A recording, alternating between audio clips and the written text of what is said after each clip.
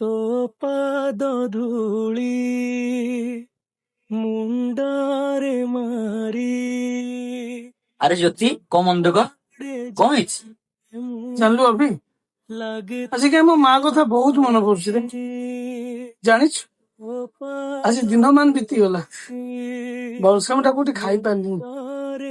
ଯେତେବେଳେ ସିଏ ଥିଲା ନା, କିଛି ବି ହଉ ଶାଗ ପଖାଳ ଯାହା ବି ହଉ ମତେ କୁଣ୍ଡେଇ ଖୁଆଇ ଦଉଥିଲା। ପେଟ କଥା ସବୁବେଳେ ପଚାରୁଛି।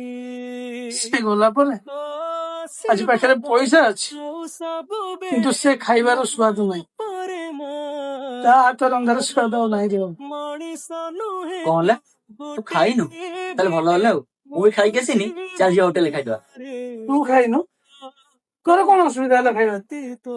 ତୁ କହନା ସାଙ୍ଗ, ଡେଲି ଡେଲି ସେ ଭାତ ଡାଲି ଆଳୁ ଭର୍ତ୍ତା ଖାଇକି ମୋ ମୁଣ୍ଡ ଚିଡି ହେଇଗଲାଣି। ସେଟା ମତେ ଭଲ ଲାଗୁଛି। ସମୟ ବହୁତ ବଳବାନ ବି। ମା ହାତ ରନ୍ଧା ଭାତ ଡାଲି ଭର୍ତ୍ତା ତତେ ପସନ୍ଦ ଆସୁନି, ସେଇ ଖାଇବା ଟିକେ ଖାଇବା ପାଇଁ ମୁଁ ଝୁରି ହଉଛି।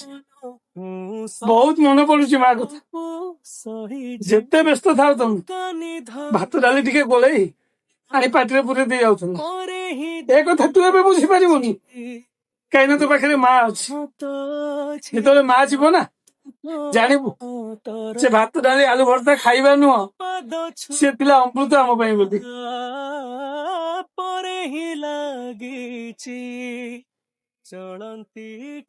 କଣ ଭାଇ ଭାତ ଡାଲି ଆଳୁ ଚଟଣି ଡେଲି?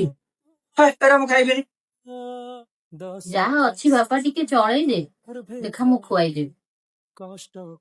ମୁଁ ଖାଇପାରିବି ମାମା କହିଦେଉଛି, ମୁଁ ଯାଉଛି ବାହାର କାମ ଖାଇଦେବି। ଜନ୍ମ ଦେଇ ମତେ ନିଜେ ହସୁଥିଲୁ, ମତେ କାନ୍ଦିବା ଦେଖିବି। ତୁ ଠିକ କହିଛୁ ସାଙ୍ଗ, ଚାଲ ଆମେ ଆଜି ହୋଟେଲରେ ଖାଇବାନି, ଆଉ ମା ହାତ ରନ୍ଧା ଖାଇବୁ। ସବୁ କଷ୍ଟକୁ ସହିଯିବି, ଖାଲି ତୋ ହାତ ମୋ ମଥାରେ ଥାଉ ମାଲୋ, ମୁଁ ସବୁ କଷ୍ଟକୁ ସହିଯିବି।